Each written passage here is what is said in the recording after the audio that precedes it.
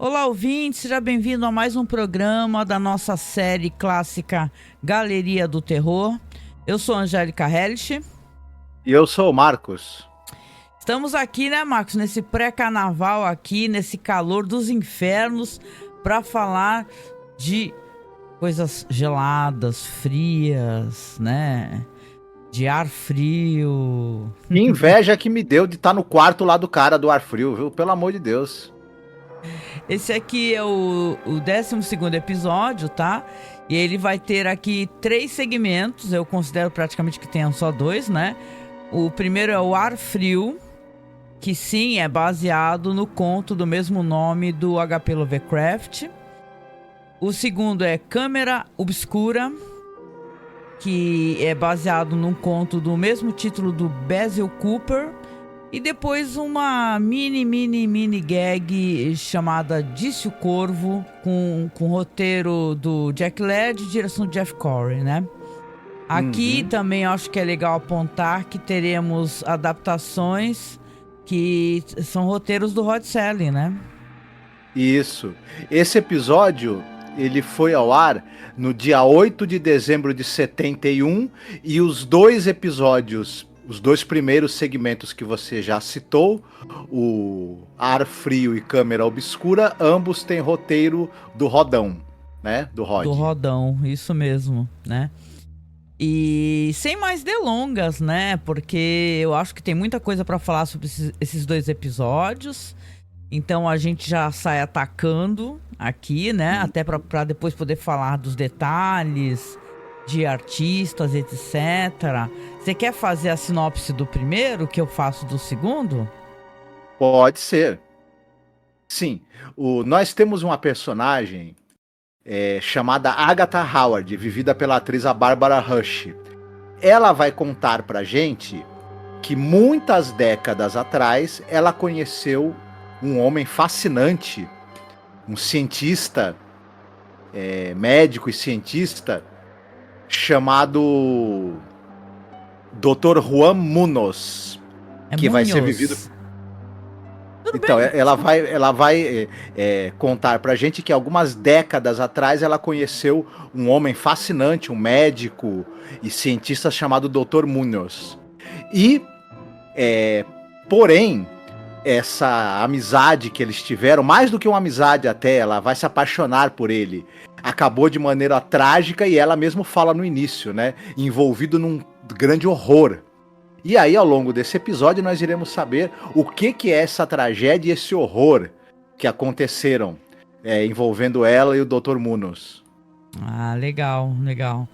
Ah, então, já que você foi bem sucinto, né? Deixou o segredo, o maior segredo pro final, né?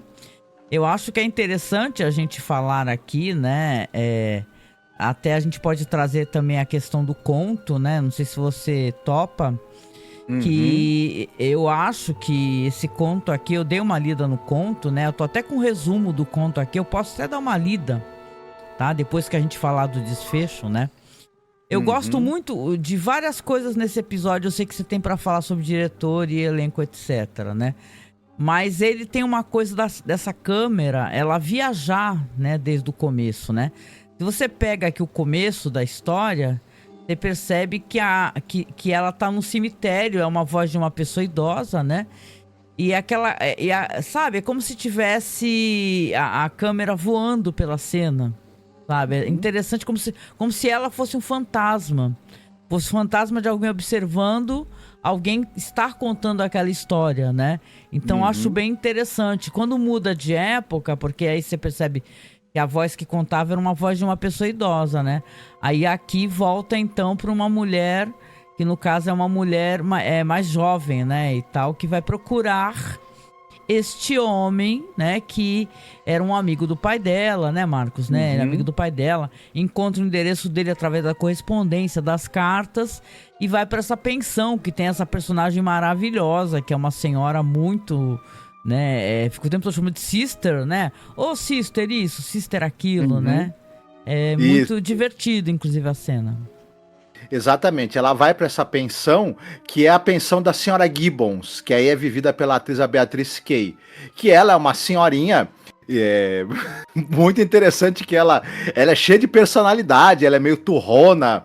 E o Dr. Munos, ele tem uma particularidade. Ele mora num quarto e esse quarto ele precisa estar resfriado a uma temperatura que sempre fique abaixo de 17 graus. Ele tem inclusive uma máquina para resfriar o ar. Ele fala para personagem, para Agatha, que ele tem uma doença, então ele precisa manter a temperatura baixa. Como você já citou, esse segmento é o roteiro do Rod Serling inspirado no conto Ar Frio do Lovecraft.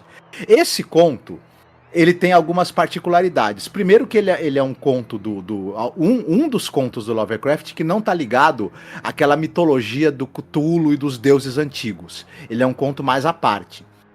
Outra coisa, ele é um dos contos de terror mais famosos de todos os tempos, junto com outros contos do Lovecraft, como A Tumba, O Chamado do Cthulhu, etc. Ele é um daqueles contos também em que é um conto curto e que ele é a perfeição em forma de literatura de terror. Não tem uma palavra fora do lugar. E outra coisa, esse conto, a gente vai comentar, ele pega um determinado elemento, que seria alguém que usa um tipo de dispositivo para se manter vivo ou para enganar a morte. Ele praticamente cria esse elemento nesse conto, e esse elemento vai ser usado depois no terror e na ficção científica, tanto na literatura quanto no cinema, tanto na literatura quanto no audiovisual, vai ser usado ostensivamente por todo mundo. O Lovecraft praticamente cria esse tropo nesse conto. Uhum. Por isso que ele é tão famoso e porque é um conto tão conhecido dentro da literatura de terror. Enfim, e diga-se de passagem, já podemos entregar uma coisa. O Serling adapta muito bem o conto, com excelentes diálogos. Os personagens todos têm a sua personalidade bem delineada. Quando as pessoas estão falando... Que não existe no conto, né? Porque no conto, a princípio, é uma pessoa, um homem... contando sobre a sua amizade com outro homem. Isso. Aqui é uma moça, né? Que vai tentar encontrar um amigo do pai, vai ter toda essa coisa da pensão, etc. Isso. E tal. Muito bem feito com o roteiro do Rod. O Serling, ele acertou demais, porque ele cria o personagem da Agatha. Esse personagem tem mais camadas do que o personagem do conto original, do narrador do conto. O narrador, na verdade, a gente não tem muita personalidade dele. Ele tá lá narrando aqueles fatos aberrantes que a gente vai saber.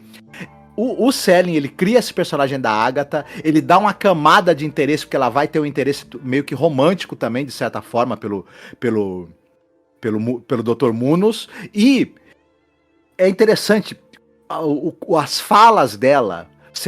nos diálogos você intui como é a personalidade dela. O que ela quer, as motivações dela, é muito bem escrito pelo Rod Serling. O conto original já é muito bem escrito do jeito dele, mas o Serling acerta demais em introduzir essa personagem. Acerta. Os diálogos, eles são primorosos, a gente entende perfeitamente o medo que o Dr. Munos tem, o apego que ele tem à vida, a tristeza que ele tem por ter, e o trauma dele de ter perdido a esposa. Enfim, é uma coisa muito... A Barbara Rush, né, que faz a Agatha Howard, né? O elenco todo é muito bom, né? Mas como ela tem um papel muito importante... Claro, também como o próprio Dr. Juan, né, e tal. É muito interessante a atuação. Eu acho que nesse momento até poderia falar um pouco, se você quiser falar, sobre o elenco, né? Esse aqui é mais uma direção do Jeannot Suarque, né? Isso. É dirigido pelo Jeannot Suarque, né? A gente é difícil saber como pronuncia. Já falamos bastante dele, é um cara que acho que é o diretor que dirigiu o maior número de episódios em Galeria do Terror, se eu não me engano. E já falamos, e ele é um cara que ele tem um estilo marcante, e aqui você já citou que ele lança a mão de recursos narrativos, né? Os travelings com a câmera. Tem música própria também, dedilhada, de violão, porque aqui o clima é Espanha, né? E tal. Então vai ter muito violão dedilhado, é muito bonito mesmo. É um segmento absolutamente excepcional mesmo. A gente só vai aqui se rasgar de elogios e trazer mais conteúdo também, mas ele é muito bom. Isso, tem esse personagem do Dr. Munos, que ele é um personagem, ele é um homem espanhol, e a trilha sonora, ela é aquela viola típica do espanhola, né, da música espanhola. Então, olha, é muito bem sacado. A Barbara Rush, como você mesmo disse, que ela vai fazer a Agatha Howard nesse personagem, ela é uma atriz, ela faleceu ano passado, em 2024. Ai, que pena. Depois de mais de 57 anos de carreira. E ela é uma fulana que, assim, nos anos 50, ela começa a carreira dela no final dos anos 40, e nos anos 50 ela tava que tava. Ela tá no filme do Fim do Mundo, do Rodolfo Maté, aquela ficção científica, né, que é o When Worlds Collide, né? Ah, sim. Uma ficção científica famosa, clássica. Isso, ela tá no filme It Came from Outer Space, Veio do Espaço, outra ficção científica famosa dirigida pelo Jack Arnold. Ela tá no filme Sublime Obsessão do Douglas Sirk, aquele filme que é baseado no livro do Lloyd C. Douglas, filme famoso dos anos 50. Ela está no filme do Nicholas Ray, O Delírio de Loucura, do cara que ele vai experimentar uma nova droga, e aquela droga mexe com a psique dele. Ela tá no filme dos Deuses Vencidos, do Eduardo Dmitri, que filme que tem o Marlon Brando. Enfim, nos anos 50, ela tava lá, ó, no topo ali, fazendo desde filmes B que ficaram muito famosos, até filmes de grandes diretores como Nicholas Ray, Eduardo Dmitri, que contracenando com gente como Marlon Brando. Ela tava que tava. Mais pra frente, nos anos 50, ela vai participar de vários teledramas, e ao longo da carreira assim, não dá pra gente falar, porque ela tem mais de ela fez mais de 100 episódios de séries. Entre elas, Quinta Dimensão, O Fugitivo, Super Máquina, Ilha da Fantasia e muitas dezenas de outras. Então, é uma carreira de quase 60 anos, né? Uma atriz muito experiente, muito talentosa e muito capaz, né? Nossa, ela mostra muito a capacidade dela aqui, né? Episódio depende muito dela, né? E eu gostei muito dessa alteração que o episódio faz de trocar o gênero do personagem. O Rod Serling cria um novo elemento, né? Inclusive é uma espécie de atração que ela sente por aquele homem, porque ele é um homem muito erudito, muito viajado, ele é um médico, ele é um cientista. Então, na verdade, conforme ela vai se aproximando dele, ela vai se encantando também com essa coisa dele, sabe, ele ter muita informação para ela, né, e tal. É muito fascinante, assim, o que aparece. Nos diálogos, ela cita a amizade que ele tinha com o pai e o amor que ela tinha pelo pai. Então a gente logo intui, e é engraçado como o Rod Serling constrói essa relação dela com o Dr. Munos, e é muito bem construída. Ele tem algumas coisas que de repente a gente percebe que ela sente falta no pai, e essa coisa de ser um homem muito culto, um homem com muito conhecimento, uma pessoa muito inteligente, e ao mesmo tempo, enquanto que ela admira essas qualidades que ela vê nesse cara e que ela admirava no pai, também vai aos poucos, essa admiração, esse respeito, essa amizade vão virando também algo mais, uma atração também. E tudo isso é construído de maneira muito cuidadosa pelo texto do Rod Serling. A gente não falou ainda, o Dr. Munos, ele é vivido por um ator chamado Henry Darrow. E esse cara, ele é famoso, ele é muito famoso porque você deve lembrar que um tempo atrás, a gente já falou daquela série Chaparral, High Chaparral. Com certeza a gente deve ter falado, depois de gravar tantos episódios na imaginação. Isso, exato, porque um dos atores da série Chaparral, ele participou de um episódio também de Galeria do Terror, né? Você lembra do episódio do rapaz que o pai queria obrigá-lo, né, a participar de caçadas, enfim? Ah, lembro. E tal. E o que acontece? A série Chaparral foi um grande sucesso. Ela faz parte dessa época em que os faroestes na televisão eram um grande sucesso, tinha uma grande audiência. Essa série teve muitas e muitas temporadas, né? Passou no Brasil, era um sucesso tremendo no Brasil também, inclusive, né? E ele tinha um personagem fixo na série que era o Manolito. Quem tem a idade da gente assistiu Chaparral, né, vai lembrar do Manolito, né, o personagem do Chaparral, com certeza. E esse... Eu achei que ele parece o Kiko do Chaves aqui, eu até falei pra tu, né? Porque ele é um cara bonitão, né, e tudo, mas ele tá aqui com uma cara de Kiko, né? Parece o Kiko de óculos e barba. O Kiko só fazendo aquelas versões do Chaves que tem histórias né, reencenações de história de Shakespeare e tal, e grandes histórias. Uhum. A gente falou do Chaparral quando a gente citou o Leif Erikson, que ele era o cara que era o dono, né? O Big John Cannon. Ele era o dono do rancho Chaparral, junto com o Buck Cannon, a Vitória, e o Manolito, ele era um dos empregados lá, que era amigão deles, enfim. O pessoal vai lembrar. Além disso, ele também fez outras dezenas de séries, como Gunsmoke, James West. Ele aparece na série Star Trek Voyager também. Legal. A gente citou que tem a dona da pensão. Ela é vivida por uma mulher chamada Beatrice Kay.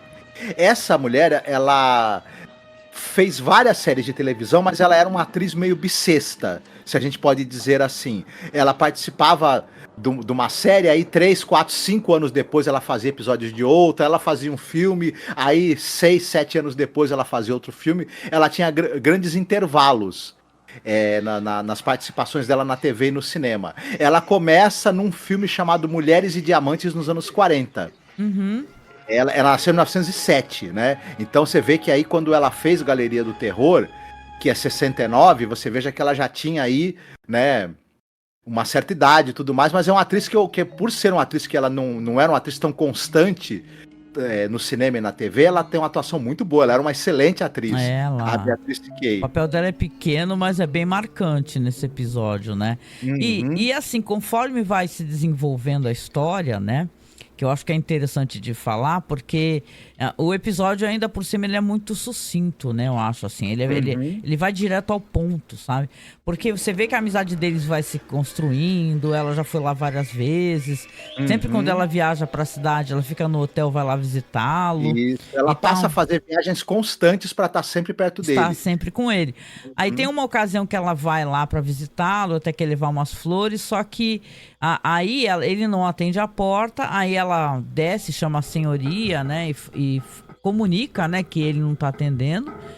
E aí ela fala, porque tá uma onda de calor enorme, tá aparecendo agora, né, e tal. E basicamente, com essa onda de calor, infelizmente, inclusive o dispositivo que ele tem, que parece um daqueles paradas de geladeira, sabe, aqueles caninhos gelados com ventilador atrás, né. Ele parou de funcionar, ele tava engasgando, deu problema, então ele tá nervoso lá e tal. E ela não quer abrir a porta pra ela, e tem um apagão na cidade, parece que tá tudo acontecendo ao mesmo tempo. Ele manda ela embora e ela vai pro hotel, só que quando ela tá no hotel, ele liga pra ela e pede ajuda pra ela, né? E tal, fala, me ajude por favor, arrume um mecânico pra mim, faça alguma coisa e tal. E ela tá ciente dessa doença dele, né? E ela vai no meio da noite, lá 3 horas da manhã, pra pensão que ele tá morando, né? Isso. Vai bater na porta do vizinho do andar de baixo, que um dos caras é mecânico, né? E antes ele vai abrir a porta, só que ele tá todo enrolado em lençóis, né? Só tá aparecendo o olho dele. E ele fala que ele pede pra ela, vai achar um mecânico, qualquer coisa. Ela fala com a senhoria, né, que fala, porra, 3 horas da manhã, onde é que tu vai achar mecânico, né?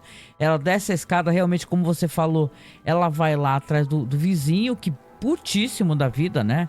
A mulher do cara falando ao fundo assim, ô, fulano, quem tá aí? É da parte do cara de cima. Porra, manda ele desligar aquela porcaria dele que fica o tempo todo ligado. Porque ele fica o tempo todo com o gerador, né? Com aquele negócio ligado, né? E ele passou o dia inteiro batucando, tentando arrumar esse refrigerador que ele tem, né? No apartamento dele lá, né? Inclusive a senhoria fala que só não mandou ele embora porque como ele paga muito bem, ele paga por 3 quartos, né? E realmente tem um ambiente muito luxuoso, inclusive. E ela consegue convencer o cara. Só que ele chega lá, quando ele olha, né, Marcos? Ele fala, ó, não dá, o cano tá furado, vai ter que de manhã tentar chamar lá, ir lá atrás para poder pegar uma peça para poder trocar esse cano. Não dá pra fazer nada agora à noite, nada, não tem como, né? E ele fica desesperado, né? E ela também vai ficando desesperada juntamente com ele, né? E ela fala assim, não tem o que fazer, só de manhã. Ele fala, não pode ser, né? E quando o dia amanhece, claro, ele tá muito mais desesperado, pede pra ela tentar arrumar todo o gelo possível. Isso. Aparece um cara pra entregar gelo, né? Até pergunta, né? O cara pergunta assim, o senhor quer que eu deixe o gelo aí dentro? Aí ele fala, deixa aqui na porta. E ela fica ali batendo na porta. O entregador de gelo, que traz uma pedra enorme de gelo, ele fala que o cara já colocou o equivalente a 230 litros. É muito gelo, é muito gelo. Dentro, né? do banheiro, ele tá no banheiro, né, do quarto. Eles estão vivendo uma ocasião de muito calor, E é claro, né, o negócio não foi solucionado, a máquina ainda tá quebrada. E ela fica batendo na porta do banheiro e pedindo pra ele desesperadamente, né? Abre a porta, por favor, né? O que tá acontecendo? Abre a porta. E ele não abre a porta. Ele começa, inclusive, a conversar com ela, né? E aí ele vai explicando aos poucos exatamente o que ele tem, né? Que ele fala que tem uma doença, que com essa doença ele é obrigado a ficar... uma temperatura muito baixa, né? Inclusive quando ela vai jantar com ele, às vezes que ela jantava, ele falava, eu te arrumo um casaco e luvas, né? E tal, né? Ele brinca com ela e tal. E ela fica batendo desesperada na porta, né? Você vê a tensão. A gente não citou que o Dr. Munoz, ele era casado, ele fala que a esposa dele faleceu, isso, né? E nessa conversa em que ele tá tendo com ela através da porta, ele acaba confessando que, na verdade... a esposa dele tirou a própria vida porque ela não estava conseguindo conviver com ele, porque ela não aguentava mais conviver com um cadáver. Não, então, ele fala assim, eu falei pra você que a minha mulher morreu, mas eu não falei como ela morreu. Aí ele fala pra ela assim, né, o que aconteceu é que a minha doença é uma doença que não tem cura, é uma doença que acometerá todos os homens, não é? Ele fala do tempo que isso daí aconteceu, há mais de 18 anos atrás, algo assim, de mais de 10 anos atrás. E ele fala realmente que a esposa dele não conseguia conviver com o cadáver. Aí ele para de falar e ela começa a forçar a porta para abrir. E aí que vem o grande finale dessa história, né? Que ela vai estar lá desesperada, olhando, e o cara tá lá só não vou falar nem tá o pó do osso, tá só lá o bicho todo zoado lá, só caveirita, olho esbugalhado, enrolado nas toalhas. Ela tava falando com cadáver o tempo todo, cara. Uma doideira esse segmento aqui. Ele deve ter conseguido, né, junto à pesquisa que ele tinha com o pai dela, inclusive, que eles pesquisaram juntos isso, né? O pai dela também pesquisava métodos de retardar o envelhecimento ou retardar a degradação do corpo. E eles devem ter descoberto um método, só que para ele funcionar, ele precisaria, obviamente, de você vivesse num ambiente controlado com a temperatura baixíssima. Isso também tem no conto do Lovecraft. Não, e tem o lance dela ter lido todas essas trocas de cartas. Por isso que ela foi procurar ele, porque quando o pai faleceu, ela foi lá arrumar as coisas do pai e tal, e ela foi lendo as cartas que o Dr. Munhoz mandava. E ela falou, nossa, esse homem é fascinante, as ideias dele e tal. Eu acho que meio que ali... ela também já foi se apaixonando. Não que o episódio ele foque assim, nisso, é uma história de romance e tal. Mas eu acho que ela tá interessada nele. Tanto que ela pergunta, você é casado e tal, né? Eu até brinquei contigo, olha outra mulher cantando aqui, né? O cara. Isso, não, e é muito inteligente o Rod Serling fazer isso. Porque primeiro ele constrói essa amizade que vai se transformar numa espécie de amor também. E quando a tragédia acontecer...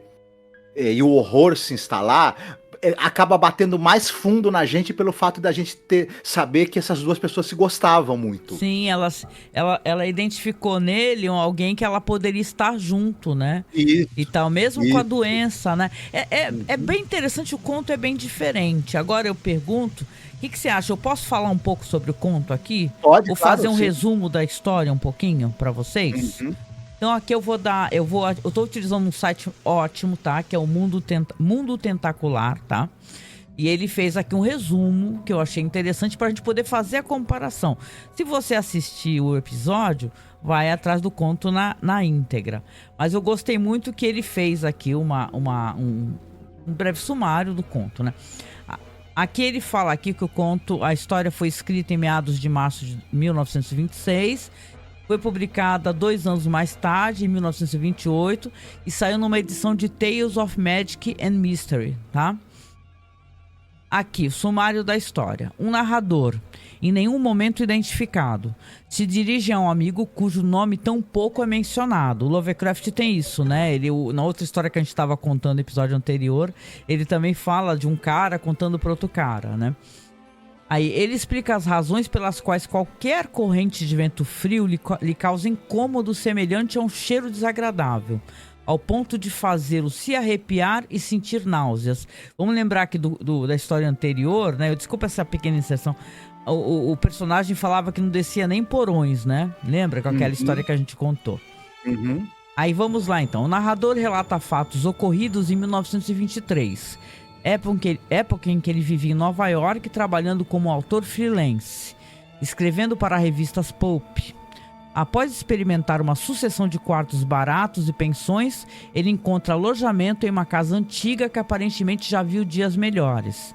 Ao menos, o lugar é limpo e a água quente raramente corre fria. Os demais inquilinos são espanhóis, mas em suas palavras, abre aspas, estão acima do nível mais grosseiro e rude. É Lovecraft, né? Além de serem misericordiosamente pouco comunicativos. Portanto, ele pode, entre aspas, hibernar por ali até encontrar um lugar melhor. Certo dia, gotas de amônia pingam em seu quarto. A mancha que se forma no teto indica que ela vem do andar superior. A senhora informa que o Dr. Munhoz, o cavalheiro que ocupa o quarto acima, deve ter derramado produtos químicos. Conta ainda que o homem está doente, mas insiste em se automedicar. Sobretudo porque ele foi um grande médico famoso em Barcelona. A sua doença é estranha, exige que ele evite excitação e calor. Portanto, ele mantém-se em seu quarto constantemente refrigerado. Daí o cheiro de produtos químicos e o ruído de gerador vindo de cima. Continuando. O narrador reflete sobre a grandeza fugaz do Dr. Munhoz, até que um ataque cardíaco repentino o leva aos trancos e barrancos de escada acima em busca de ajuda do médico recluso. O cara teve um ataque cardíaco. O cara que tá contando a história devia ter, presumo que não devia ser muito jovem, né? Ele fica surpreso com a rica decoração, mais adequada ao escritório de um cavalheiro do que do quarto de uma pensão esquálida. Mas os móveis suntuosos combinam com o médico. Seus trajes formais, aparência distinta e expressão grave evidenciam inteligência e autoeducação. Sua pele lívida, suas mãos geladas e sua voz oca, entretanto, inspiram uma certa repugnância. Mas a grande habilidade médica e gentileza do Dr. Munhoz conquistam o narrador, que supera sua desconfiança inicial. Munhoz o auxilia e os dois se tornam amigos. O médico lhe oferece um trabalho como assistente e parece ser grato em ter um visitante educado com quem possa conversar. Os dois falam a respeito de teorias singulares e sobre o poder da vontade e a capacidade de preservação dos meios artificiais. O narrador retoma os aposentos gélidos, sempre vestindo um sobretudo reforçado para receber tratamento para o seu coração fraco. Munhoz é um grande doutor, mas é um pouco convencional e dá atenção muito à sabedoria de medievalistas e leva em conta o conhecimento ancestral. Ele foi aprendiz do velho Dr. Torres, que partilhou pesquisas extraordinárias com Munhoz, que o salvou de uma doença terrível 18 anos atrás. Olha só, essa doença deve ser a morte, né? Infelizmente, a saúde de Munhoz vem se deteriorando e ele tem se tornado cada vez mais doente e fraco. O seu quarto é perfumado com especiarias exóticas e a temperatura é mantida abaixo de 0 para o seu conforto. O narrador assume a função de secretário, cozinhando, limpando e comprando os itens necessários para a continuidade dos estudos. Contudo, Munhoz segue piorando e a sua condição parece cada vez mais debilitada. Ele ri das sugestões gentis do narrador sobre preparativos para um eventual funeral.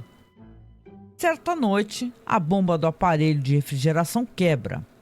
O narrador não consegue consertar e Munhoz fica extremamente agitado.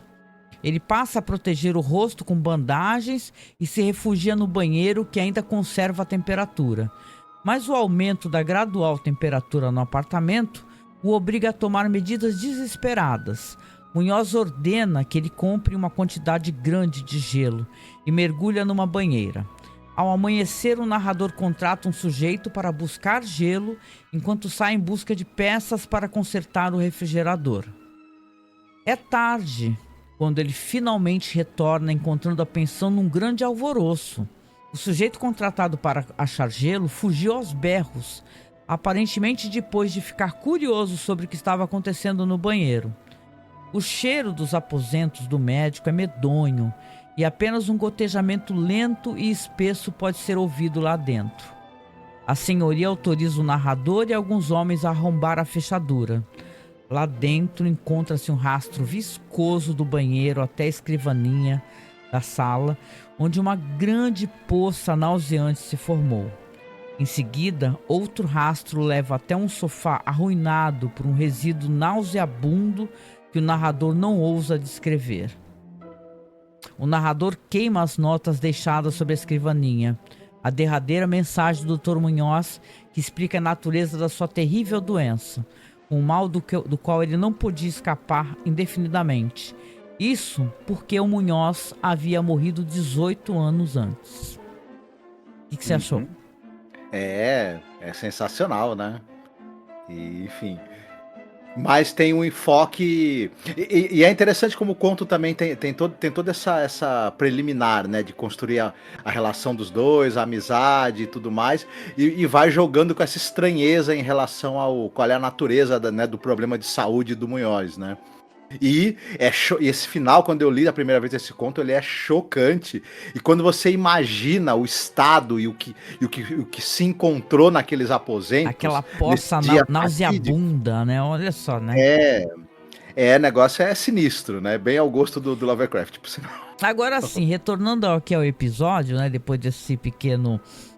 Olha, o episódio é fantástico. Ele é fantástico. Ele, assim, colocando ele paralelamente ao conto do Lovecraft, e tem várias adaptações, tem reencenações. Como você falou, esse tropo ele é utilizado de maneiras maravilhosas. Eu gostaria até de aqui fazer uma recomendação, porque nós, obviamente, fazemos nossos podcasts de cinema, né? Quando falamos do especial de Halloween da China, trouxemos muito Hong Kong.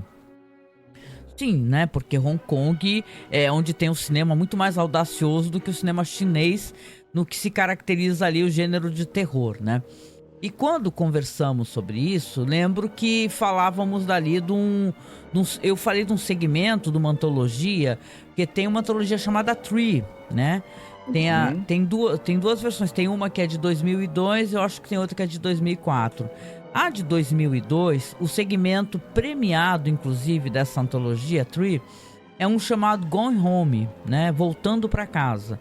É de uma beleza absolutamente acachapante. É uma história muito triste. De certa maneira, pensando nela, eu lembro que me parece muito o que Lovecraft faz aqui, mas de uma maneira muito mais oriental, numa questão... Porque, assim, é uma história...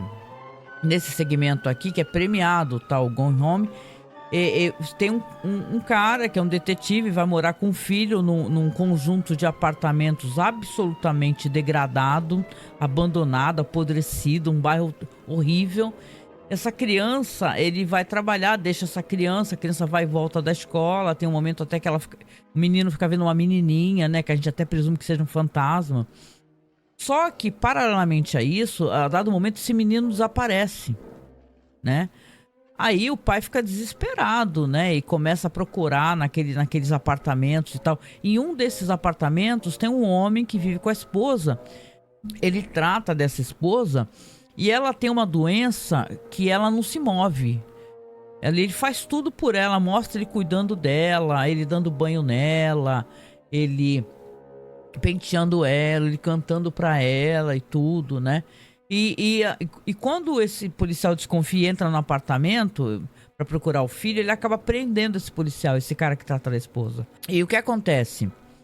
A gente vai descobrir nessa história que esse cara, ele tá tratando da esposa que tá morta. Mas a morte aqui nesse segmento, ela é vista como um processo que é onde você, cuidando do seu ente querido, você vai trazer esse ente querido novamente para a vida. Isso é feito de uma maneira muito bonita, muito poética. O episódio ele é trágico, porque conforme esse detetive ele consegue se soltar, e a polícia vai aparecer em cena, né? Esse cara que cuida da esposa vai acabar sendo preso, ele não quer largar a mulher de jeito nenhum, né? Você vê basicamente que quando ele foge lá tipo do camburão e é atropelado, tragicamente naquele momento essa espécie de processo onde ele tá curando a esposa da morte, ela vai e acorda. Eles tinham um contrato, os dois, é muito bonito que mostra isso em flashback, né? Assistam, vou deixar o segmento aí abaixo no link da descrição. Que, dado momento, ele estava nessa condição.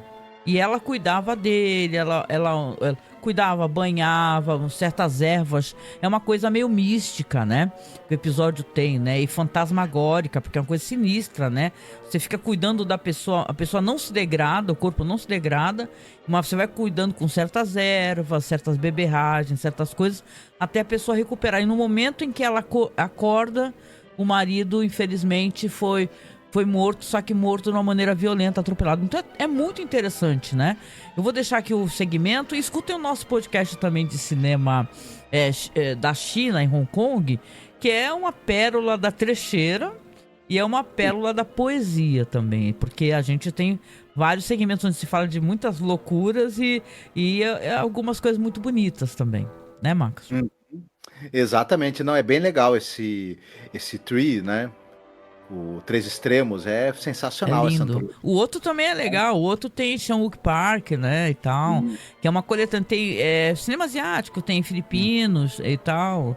É bem interessante. Eu lembro que a gente citou também O Homem que Enganou a Morte, né, do Roger Corman. E também é um filme bem legal, sobre também pessoa que usa algum dispositivo, né, algum subterfúgio para conseguir se manter vivo muito além. É um filme que tem a Hazel Curtis também, é um filme bem legal, um dos filmes que eu mais gosto muito dela, da Hazel Curtis, maravilhosa, né? Mas um episódio fantástico aqui, sem palavras, assim, só elogios mesmo, porque é muito legal. É legal ver adaptações de Lovecraft bem feitas, né? Legal. Isso. Pra mim é um dos melhores episódios da série até agora, um dos melhores segmentos, na verdade, e não podia deixar de ser, né? É adaptado de um conto do Lovecraft, roteiro do Rod Serling, porque quando é roteiro dele, você sabe que o padrão de qualidade vai lá em cima, e direção do Janos Suzarki, que pra mim também talvez seja o melhor diretor.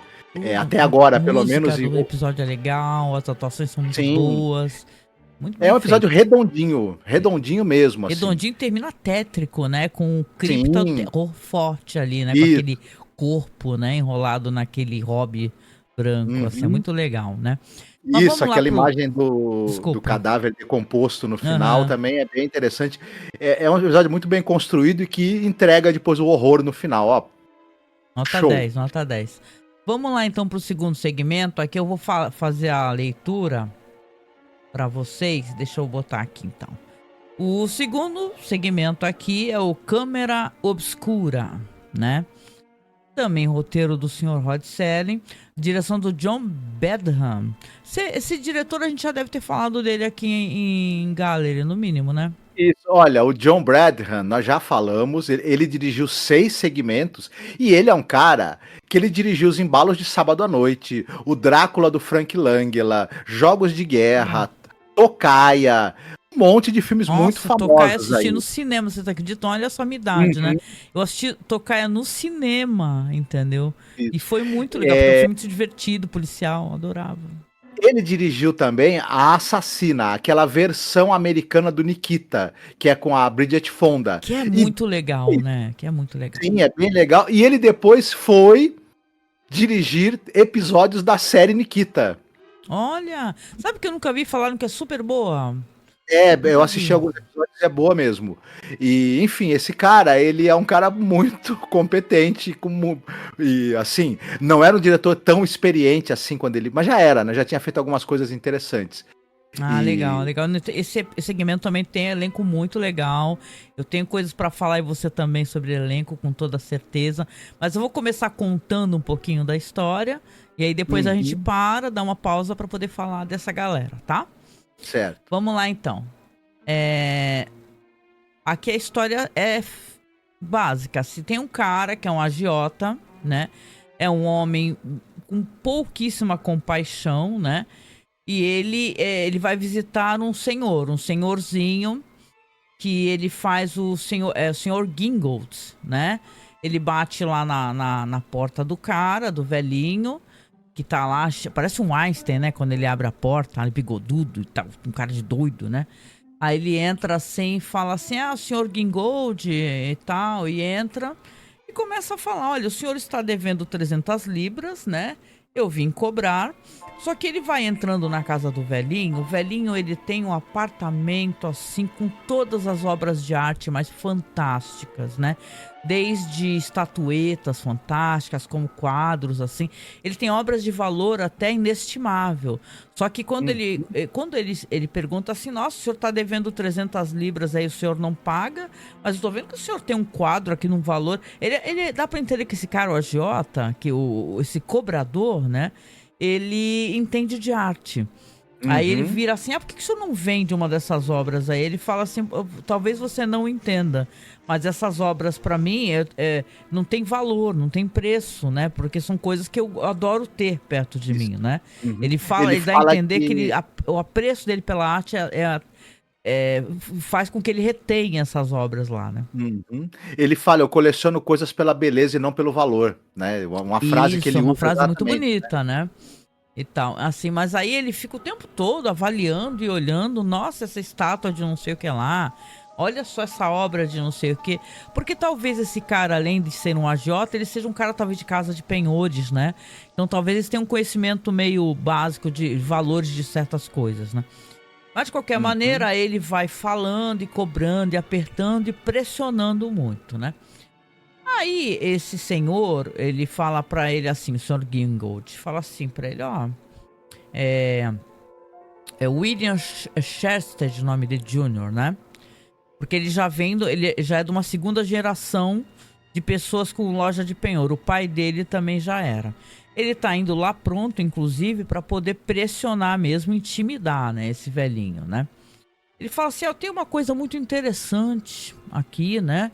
Gostaria que você visse. Você tem interesse de ver uma espécie de telescópio que ele tem, né? Aqui o uhum. episódio é câmera obscura, né? Mas é uma espécie de telescópio, né? Ele começa a mostrar a cidade, né? O episódio enfoca, né? Aquele telescópio logo no começo com aquelas Uhum. cenas, né? É que ele é uma espécie de lente que é como se fosse um telescópio, só que ele projeta a imagem numa mesa, Isso, numa que você mesa. pode, né. É muito interessante que ele olha pra baixo na mesa e ele vê a casa de um senhor, né? Aí o velhinho vira pra ele e fala assim: Você reconhece essa casa? Aí ele fala: Sim, é de fulano. Ah, pois sim, você tá querendo tomar a casa dele, né? Soube que você foi lá, você tirou ele à força, ou algo assim, ou tá tentando tirar à força, e ele tá perdendo tudo, não tem nem onde morar, né? Aí eu vou deixar a história meio por aqui, porque basicamente o que vai se desenrolar a partir disso é muito interessante. Uhum. Porque esse cara que é o agiota sem coração, ele vai pagar o preço, né? Dessa ambição dele e dessa coisa que, como ele falou assim, ele não dá valor para as pessoas, né? A gente, não tinha falado, o roteiro é do Rod Serling e talvez seja interessante a gente falar que é baseado num conto do Basil Cooper.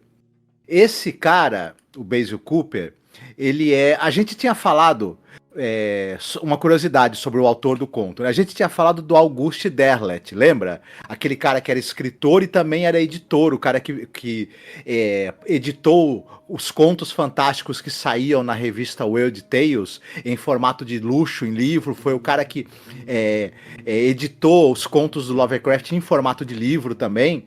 Esse Auguste Derleth, ele tinha ele escrevia histórias de um detetive chamado Solar Pons. Era um detetive meio inspirado no Sherlock Holmes. Quando Auguste Derleth morre, esse cara que escreveu esse conto, o Basil Cooper, ele continua. Ele escreve histórias para esse personagem. E ele também, você sabe o Fantasma, aquele personagem de quadrinhos, né? O personagem fantasma de quadrinhos, o espírito que anda, o defensor da selva, todo mundo já deve ter ouvido falar, né? E personagem criado pelo Lee Falk. O Fantasma, ele também tinha livros que contavam também aventuras do... O livro era assinado pelo Lee Falk, mas 2 desses livros, na verdade, foram escritos pelo Basil Cooper. E, além disso, esse cara escreveu centenas e centenas de contos das linhas de horror, suspense, ficção científica. Era um escritor muito prolífico. E... é muito interessante a história que ele conta aqui, e é interessante como essa história ela tem elementos que lembram elementos que vão aparecer além da imaginação, por exemplo. Não é à toa que eu acho que o Rod Serling quis adaptar esse conto. Ele tem essa coisa de um elemento ali mágico, um objeto que tem algum poder sobrenatural e que vai... entrar em contato com uma pessoa que ela tem alguma coisa para pagar, né? Ela tem alguma grande falta, né? Algum pecado que ela precisa pagar, e no contato com esse elemento mágico, esse objeto mágico, ela vai ser confrontada com a maldade dela e vai pagar o preço. Então esse elemento tem muito além da imaginação. Então acho que quando o Rod Serling bateu o olho nesse conto, ele falou: isso aí casa com coisas que eu costumo escrever, né?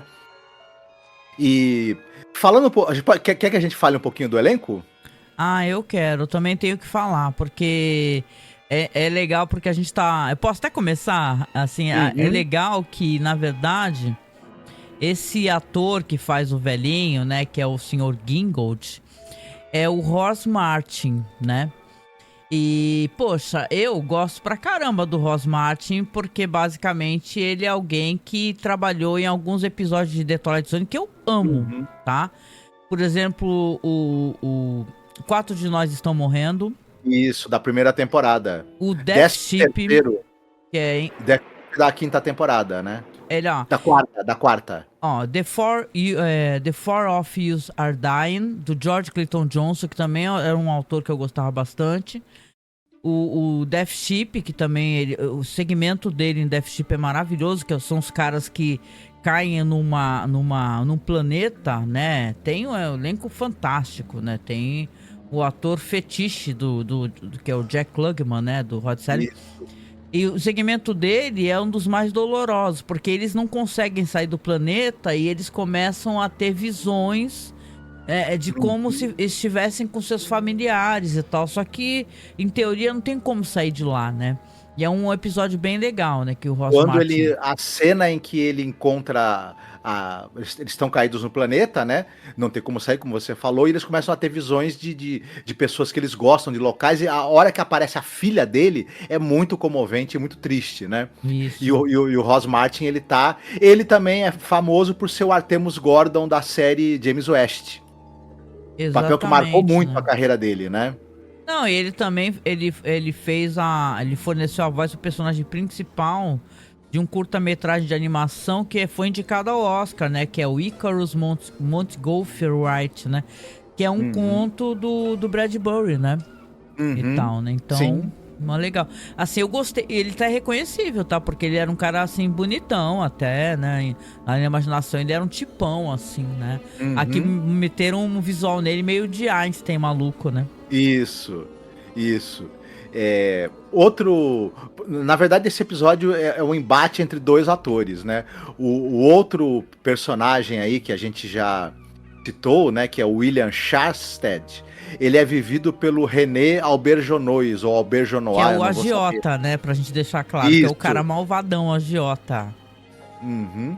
O René Auberjonois, ele é um cara que teve mais de 55 anos de carreira, ele faleceu em 2019. E ele tem um papel famoso logo no começo de carreira dele, ele é o Padre John do filme Mesh. O filme lá do Robert Altman, aquela famosíssima comédia sobre a Guerra do Vietnã, enfim, filme muito famoso, enfim. E o pessoal vai lembrar do Padre John, provavelmente. Ele também, ele tem mais de 250 participações entre filmes e episódios de TV, uma carreira longa, muito... Mas ele participou de 2 episódios do Teatro dos Contos de Fada. O Príncipe e o Sapo e a Bela Adormecida. Nos 2 ele fazia o rei. Ai, que legal. Uhum. E agora, ele participou de outras séries como Mulher Maravilha, As Panteras, o próprio Galeria do Terror, mas o personagem que o marcou, que fez muito sucesso e que ele é lembrado até hoje, e acontece, né? Quando algum ator tem um papel fixo em alguma série de Star Trek, sobretudo da era de ouro de Star Trek, que era nos anos 90 e início dos anos 2000, acaba marcando a carreira. Ele era o Odo, o comissário Odo do Deep Space Nine. Um dos personagens mais queridos aí da franquia Star Trek. Um personagem absolutamente sensacional. Ele é o personagem que tinha ele era o metamorfo, ele é o personagem que conseguia mudar de forma. E... Caramba, que legal, enfim, né? E é interessante. E ele é um cara que assim, eu assisti já algumas coisas com ele, é uma coisa que ele me chama muita atenção. Cada papel que você vê, ele muda a voz. Completamente. Ele tinha essa característica. Então é interessante você ver. Tem uma dicção incrível, né? Porque nesse episódio aqui, o jeito como ele fala é daquela pessoa, sabe, entojada. Assim, sabe? Com aquele, ao mesmo tempo que ele é um cara visivelmente perigoso, ele também é um cara entojado, né? Uhum, sim. Então o René Auberjonois, ele era um excelente ator, teve uma carreira aí muito longa e, como eu te falei, o personagem dele que mais marcante foi o Odo, da série Deep Space Nine. Ah, legal, muito bom. Por sinal, eu adoro, diga-se passagem, a série, gosto demais do personagem dele. Muito bom, muito bom. Não, e pra gente poder ir caminhando pros finalmente aqui, né? Eu acho que esse episódio vai tomar um rumo, cara. Porque o velho, quando ele leva ele pra essa câmara obscura, ele fala, você não vai me intimidar, não. Entendeu? Eu faço o que for necessário. Se for preciso, eu tiro esse velhinho da casa dele e tal. E depois ele fala, e você paga as 300 libras, aí senão vem pegar todas suas obras de arte e vou penhorar tudo, você vai pagar tudo. Ele fala, aí o velho fica ali olhando assim, antes dele sair, fala, pô, eu tenho mais uma coisa interessante pra te mostrar. Será que você gostaria de ver? Aí ele fala assim, não quero ver nada não. Pô, mas você vai gostar. E ele usa o próprio ego do cara pra poder atrair ele. Tem uma outra câmera obscura, que eu acho que você vai achar interessantíssima. Aí ele vai, fica olhando pro velho, o velho abre uma porta meio secreta, ele fala, não, melhor não, né? Ele fala, pode vir, ele acaba entrando. E aí quando ele chega lá nessa câmara obscura, o velho mostra pra ele imagens, e aí tem um tom meio sépia, meio verde, fala assim, de coisas que ele começa a identificar. Ele fala, ué, esse parque não existe mais, já foi destruído. Poxa, que estranho, né? Essa localidade que você tá mostrando tem carroças, né? Ele olha mostra só, essa loja é velha, já foi... não existe mais. Ele mostra uma imagem da loja de penhores do pai dele, né? Que já tinha sido demolido, o prédio já tinha sido demolido. Ele fala, nossa, essa era a loja de penhores do meu pai e tal. E ele fica vendo coisas do passado, né? E fica perturbado, né? E aí uma hora ele se irrita também, ele fala... Tá, chega dessa besteira toda, eu vou embora. E vai embora sem o velho acompanhá-lo. Entra por uma porta e vai. Quando ele sai, é a melhor coisa, gente, nesse episódio. Quando ele sai, ele já mostra ele dentro desta realidade. Nesse tom esverdeado. Ele tá nesse local, ele não sabe ainda que ele não saiu diretamente pra rua. Ele tá, na verdade, em outro ambiente. E ele começa a estranhar. Primeiro ele vê um cara que tá mexendo numa luz de rua a gás, uma coisa que não existe mais, luz de rua a gás. Ele vê uma carroça passar com um homem com corpos na carroça, que ele identifica um antigo ladrão de corpos do cemitério. E começa a ver coisas muito estranhas, né? Conforme ele vai andando pela cidade. Ele percebe que ele tá num local meio labiríntico. Ele percebe que lugares e espaços na cidade que não existem mais. E, cara, vamos lembrar que até... Deixa eu até dar uma pausa aqui. Que neste episódio, aqui, o quadro do Rod Serling, quando ele tá comentando e apresentando... Existem caras fantasmagóricas nesse quadro. Muitos rostos rindo e fantasmagóricos, aberrantes. E esse personagem aqui, esse cara, ele mal sabe onde ele está ainda, né? Ele só vai se dar conta totalmente, o primeiro quando ele vê um cara que o cara é um cara visivelmente que esteve enforcado, né? E foi falar com ele. Ele começa a ver o tempo todo em looping aquele cara lá do poste de gás. Né? Até que ele tropeçando, ele acaba encontrando o quê? A loja do pai dele. Com mais do que isso, o próprio pai dele.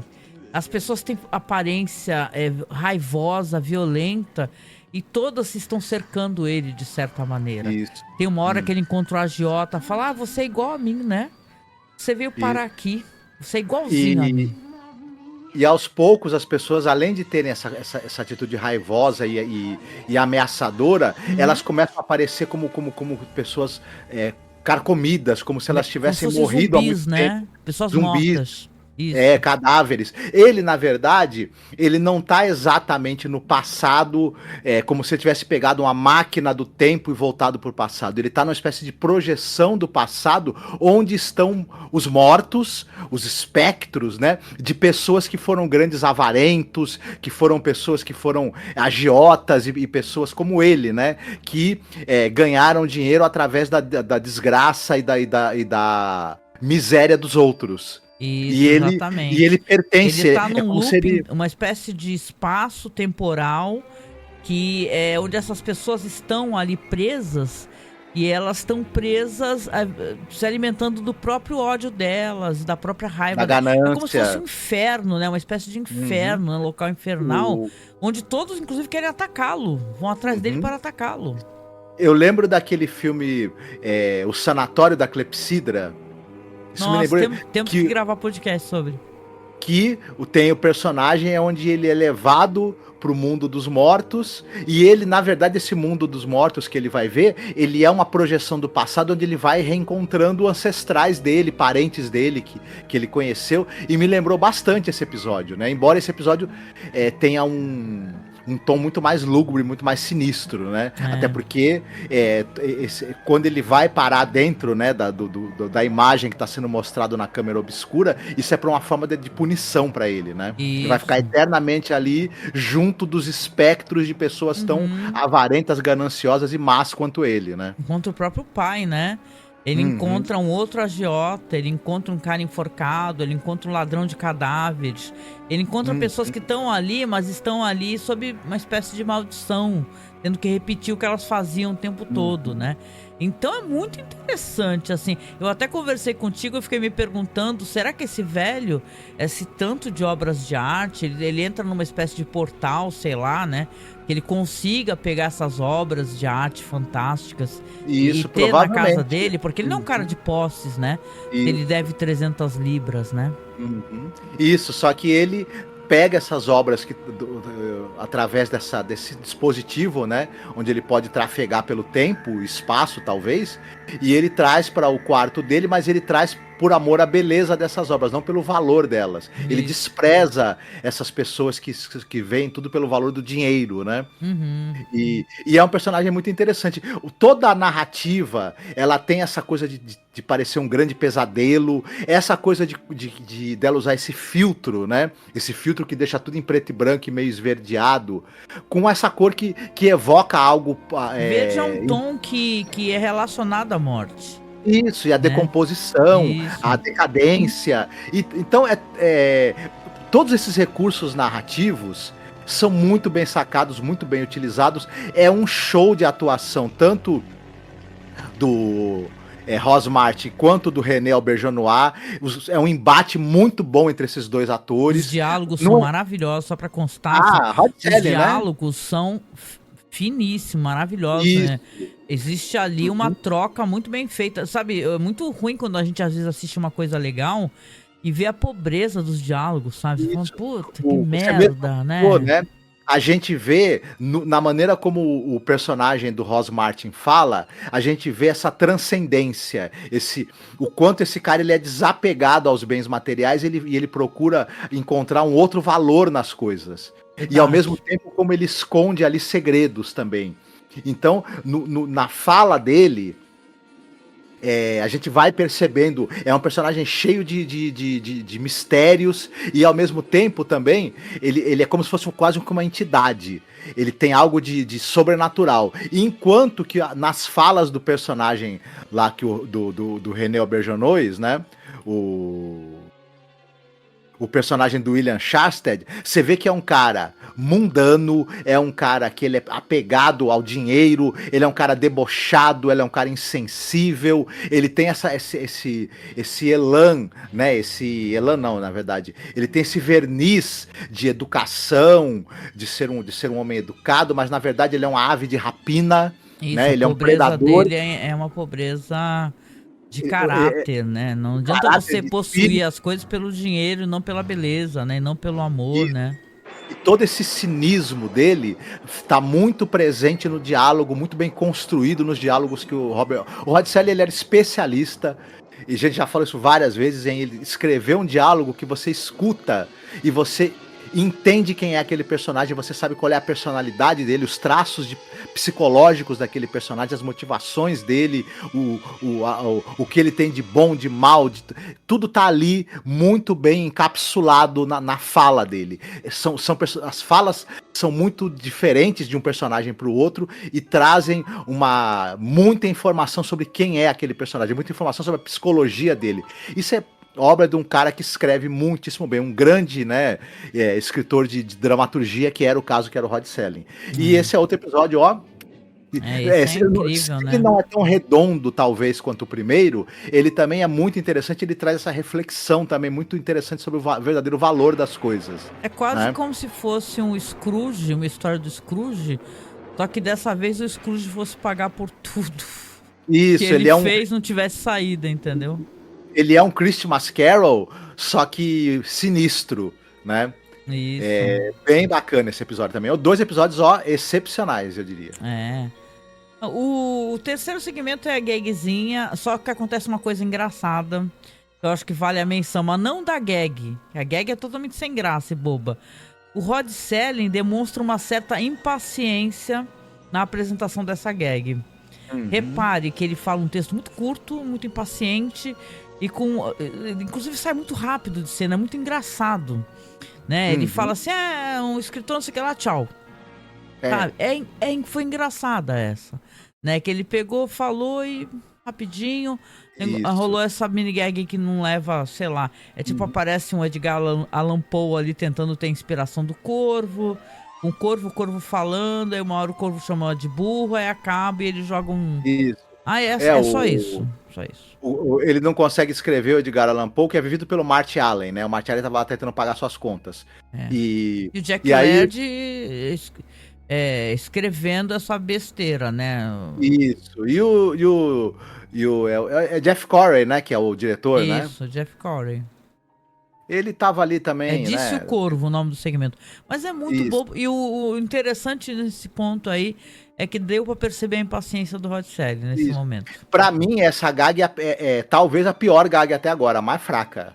Tem piores. Aquela do vampiro horrível, né? Bom, sei lá. Tipo assim, não é bom nem a gente perder tempo. Bom, esse episódio, não sei o que você acha, né? Pra gente terminar. Pra mim, eu não tenho... eu posso até colocar a gag aqui, porque pra quem nos escuta sabe que a gente não gosta. Mas pra mim esse segmento, esse episódio não tem defeito. Essas duas histórias são maravilhosas. Tanto quanto o Ar Frio como Câmera Obscura. Meu Deus, sem palavras. Pra mim equilibrou, sabe? São duas histórias boas mesmo. de gelar o sangue, entendeu? Gostei muito de tudo. Sim. Esse daqui foi um dos melhores episódios até agora da série. Dois segmentos muito bons mesmo, excelentes. E tem a gagzinha pra encher o saco no final, mas tudo bem, a gente releva. Tá pra lá, né? Foi interessante ver a reação do Rod Serling, né? Sim, 2 episódios muito bem escritos, muito bem dirigidos. Enfim, olha, chuchu beleza isso daí. Chuchu beleza, nossa, assistam. E assistam o que eu recomendei também, o Going Home, porque vocês vão achar muito interessante colocar paralelo ao Cool Air, né? O ar frio do Lovecraft. É muito interessante mesmo, tá? E com isso, né? Acho que a gente vem chegando aqui ao final do episódio. Quero só dar aqueles recadinhos de sempre, tá? Apoia aqui o seu podcast, talvez o único, né, modéstia à parte, podcast a ter falado de todos os episódios Além da Imaginação, né, no nosso projeto Além da Imaginação Podcast. Agora falando de Night Gallery, Galeria do Terror. Depois, mais pra frente, se tivermos condições de saúde, continuaremos com esse projeto que sempre iniciamos o ano, né, Marcos? Falando de Rod Serling. Lembre-se de nos apoiar financeiramente, né? Esse apoio mantém né, essa pasta que a gente compartilha com vocês, os episódios de The Twilight Zone, episódio de Galeria do Terror. Por favor, tá? Qualquer valor, o nosso Pix é apoiomasmorra@gmail.com. Nós temos também o apoio no Apoia-se, né? Que você pode assinar mensalmente um valor fixo. Lembrando que essa pasta futuramente, praticamente mês que vem, ela vai ficar disponível só para apoiadores, tá, gente? Que é uma maneira da gente tentar mantê-la, né? Porque eu sei que as pessoas gostam do nosso trabalho, mas a gente precisa de alguma espécie de ajuda nesse sentido, né? Já que a gente, como eu falei e repito, a gente gasta nossos recursos, né? Para poder fazer os programas, etc. Então, nos ajude, tá? Que a gente realmente precisa do seu apadrinhamento. A gente agradece aos padrinhos, às madrinhas, a quem nos ajuda mensalmente, sim.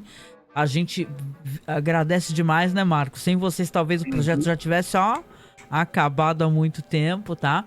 E comente, tá? Comente aqui no YouTube, porque é muito importante. Nem que você comente só oi, tudo bem, oi, boa tarde, oi, boa noite.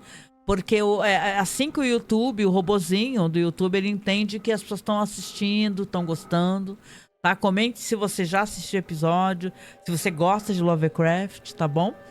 E a gente tá aqui, em pré-carnaval. Pule seu carnaval, hidrate-se, né? Se você tiver condições, né? Porque a gente não tem, aqui tá no ventilador, curta aí o seu ar frio, né? O seu ar-condicionado. Nós vamos só ficar aqui, né? Aguentando esse calor e esperando passar toda essa frente, né? De calor infernal que estamos passando. Hidrate-se bastante, curta seu carnaval. Segunda-feira tem mais programa, tá bom? Vocês cuidem-se, fiquem muitíssimo bem e nos vemos em breve. Beijinho. Tchau, tchau. Tchau.